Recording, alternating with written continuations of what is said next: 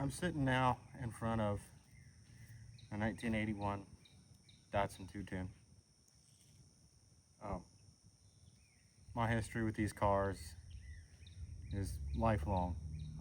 In 2004, my dad bought a white 1981 210 hatchback, and he drove it for years, from 2004 until about 2014. It never sat more than a few months at a time. It was daily driven for many of those years, but it was never parked extensively. It's always driven. It never broke, never had any issues, except for a few to be expected for a 40-year-old car. Then I got it, put it through the hell that any teenager puts any car through, and it takes it. It took it. I ruined that car, wrecked it multiple times, and I still drove it. It was the only thing I had, the only means I had to get to work was a wrecked, broken Datsun, and the car still never let me down. So,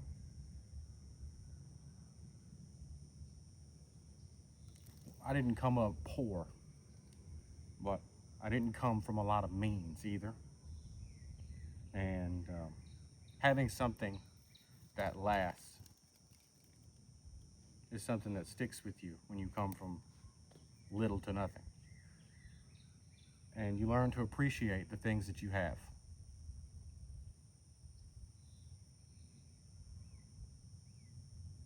I feel like a lot of people don't understand this concept anymore in America or the world, but especially America. We're so obsessed with consumer culture. We're so obsessed with, keeping up with the Joneses, if you will. There used to be a different mentality in the world. Companies and corporations fought to build the best stuff, to make stuff that lasted, that made you proud to own it. People took pride in their craftsmanship. But now we're in an era where craftsmen are replaced with robots. AI is replacing, actual human thought, and it's being utilized where human thought originally was.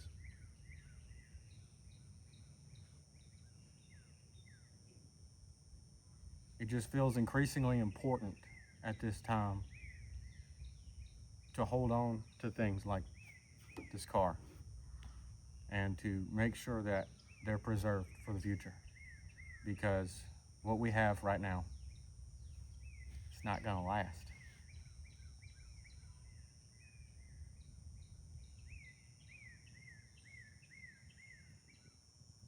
I genuinely don't think that anyone today gets the fulfillment from driving a brand new Toyota Corolla or brand new Nissan Sentra that you would have gotten and still get to this day from this car.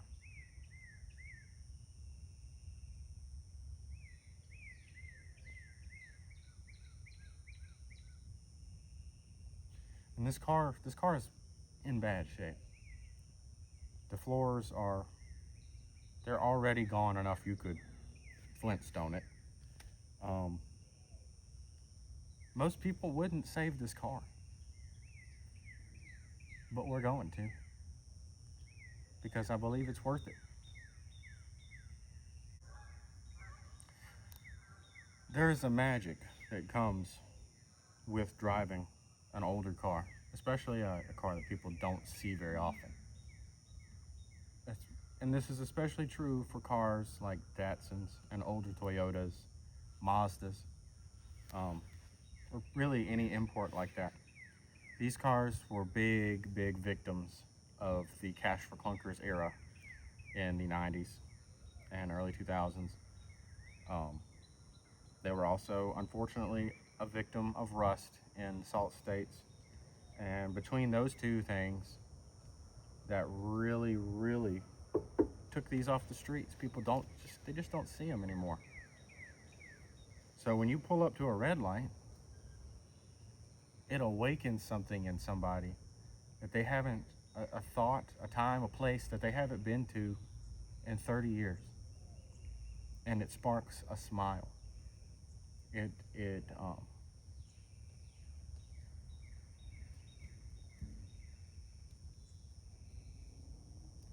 softens people up.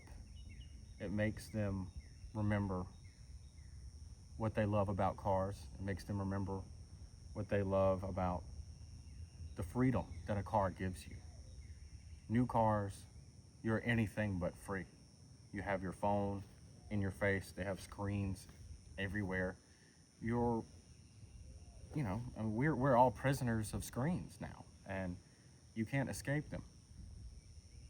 But back in this time, a car just got you to work. It got you to where you wanted to go. It didn't ask questions. It didn't try to do anything for you. I've always been a bit of an old soul. I don't really like saying that. Feels cliche. But a lot of people have told me that over the years. And, if I'm honest with myself, I prefer old cars. I prefer vinyl records, cassettes, Give me the old stuff, analog stuff, physical mediums. That's what I like. There's something about the tangibility, about being able to hold a record in your hand. You open it up and you read about it while you're listening to it. And then you close it and you put the record back in it and you put it back on your shelf and you own it. It's yours and it lives in your house. That's not Spotify.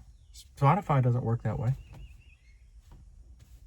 If you cancel your Spotify subscription, you lose all your music. It doesn't matter if you spent $6,000 over a period of time paying for your subscription. Once you terminate the subscription, it's over. And now even these models are being brought into the automotive industry. If you buy a new BMW, you can't have heated seats unless you subscribe. You have to subscribe to your heated seats. Back in the 80s, in the 90s, even the early 2000s, when you owned something, you owned it. You owned it outright. You paid in full the cash and they gave you your product. And products were designed to last, and they were designed for you, the end user, to be able to, on some level, service them, keep them going, alter them, modify them, whatever. It's a free country. That's like the whole ethos of America. But this is being undermined and taken away from us piece by piece by piece. And everyone just signs on and just, let's just go. Okay. Go ahead. I'll be here in my 82 F100 that I own.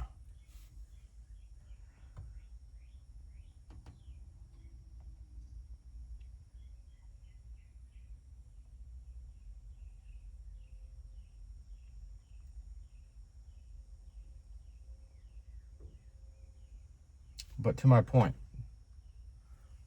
they don't ask anything of you, not beyond the very, very basic necessities. It's a machine. It obviously needs oil. It needs fuel.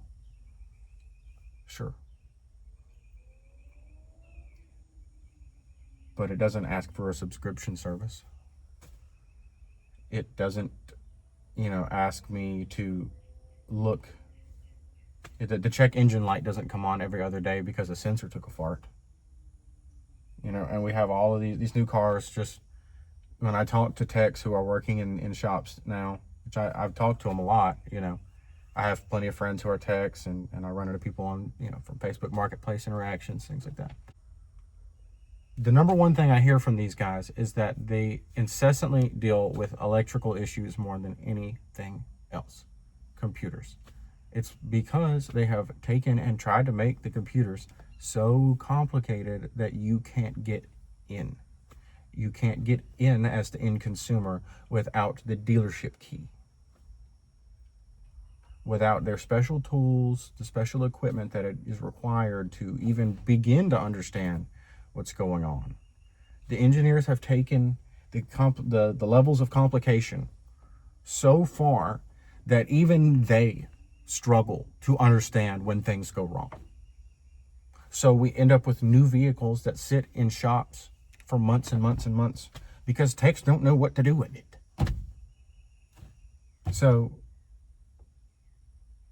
you know, you've got somebody that just spent $60,000 on a brand new Suburban and it's got 15,000 miles on it and they can't drive it. Why? What is the... I don't know, man. I saw a photo today of Mr. Iski Camps, sitting in his office. I'm sitting in a office chair, surrounded panoramic view of parts, papers, receipts, invoices, just stacked sky high.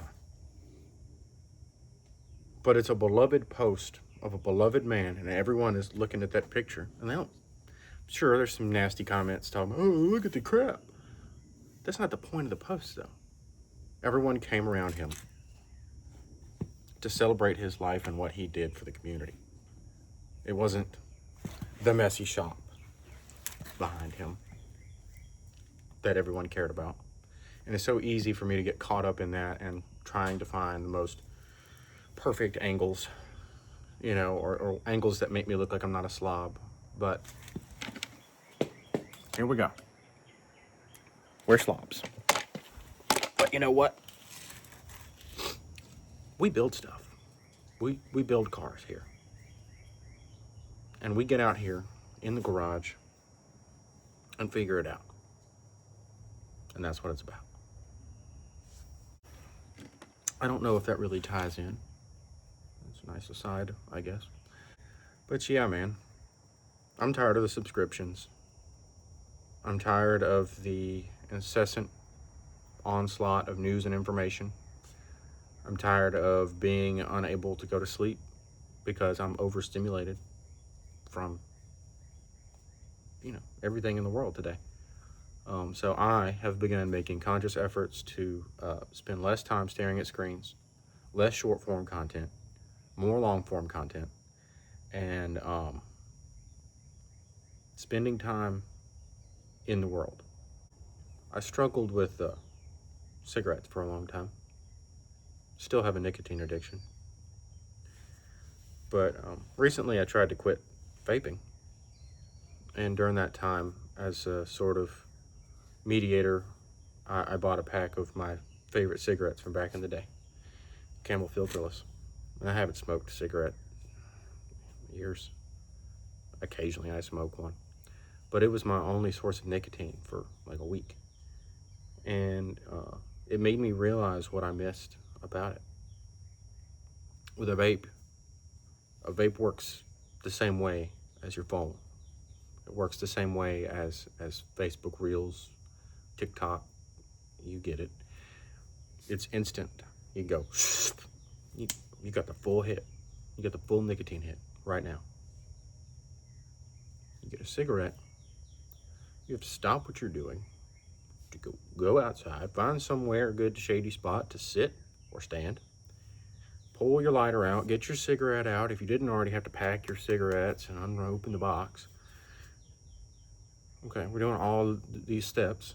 Okay, we'll get the cigarette here, light it, and then you have to stand there, alone or with one or two other fellow smokers, and just enjoy the moment. You're not doing anything.